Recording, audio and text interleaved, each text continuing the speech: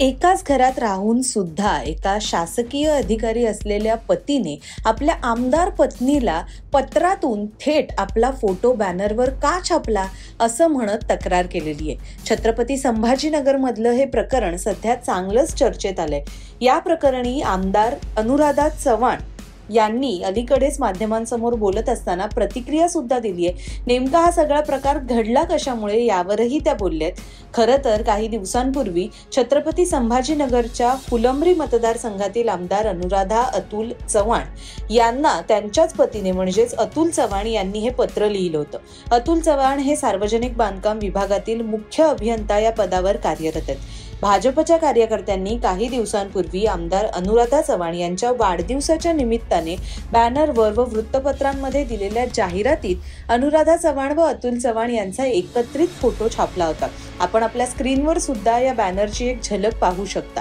हा फोटो पाहिल्यानंतर भाजपच्या आमदार असलेल्या अनुराधा चव्हाण यांच्या पक्षाच्या चिन्हाबरोबर शासकीय अधिकारी असलेल्या अतुल चव्हाण यांचा फोटो कसा काय लागला असा प्रश्न करत अनेकांनी त्यांच्या कार्यालयात माहिती अधिकाराच्या अंतर्गत चौकशी करण्यास सुरुवात केली।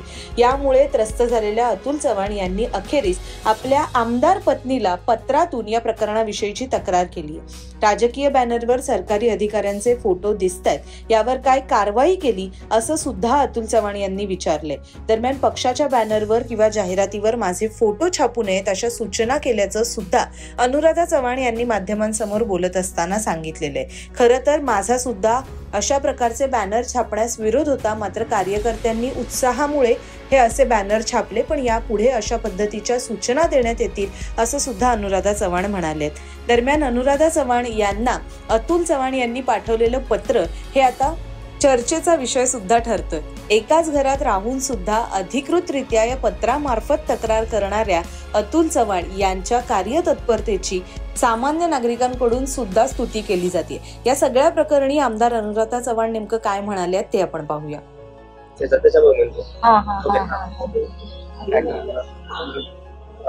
शिरसट साहेबांनी भाषणावी तुमचा तो किस्सा सांगितलाय, त्यावर कार्यकर्त्यांना काय तुमचा हे असेल? नाही म्हणजे हा किस्सा म्हणजे की एखाद्या पतीने घरामध्येच राहणाऱ्या आपल्या पत्नीला पत्राद्वारे हे कळवणं, त्याच्यामुळे याला एक विशेष सगळ्यांनाच एक किस्सा वाटतोय।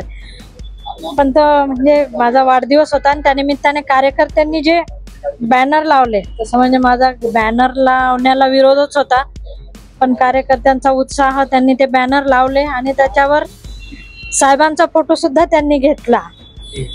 तर त्यांना मी सूचना दिलेल्या आहेत की माझं कार्यक्षेत्र वेगळं आहे, त्यांचं वेगळं आहे, दोन्ही मिक्स करायचं नाहीये।